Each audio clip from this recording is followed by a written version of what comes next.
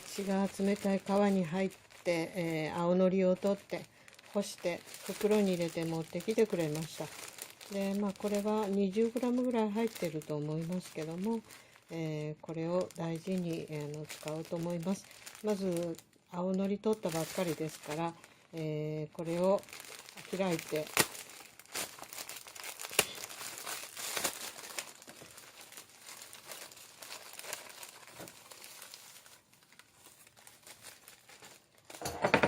器にのせて、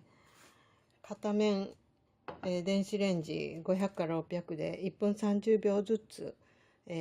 表を1分30秒裏返して1分30秒熱します。1分30秒ずつかけたけどちょっとまだパリッとしませんでしたので、追加で1分ほどかけました。でこれでパリッとしてますので、これをビニールの袋に入れて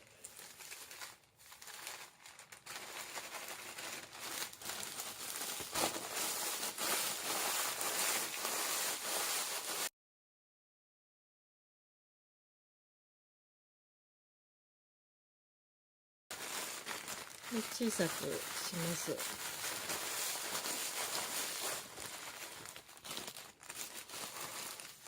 で、こういう粉状になりましたら、きれいに消毒して、乾燥した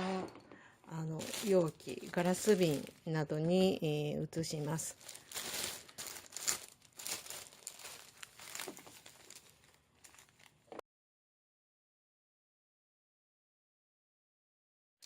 移しました。でこれを密閉容器にしっかり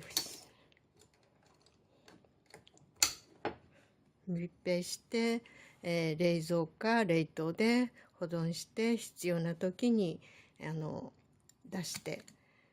お好み焼きにかけたりから卵焼きに入れたりして使います。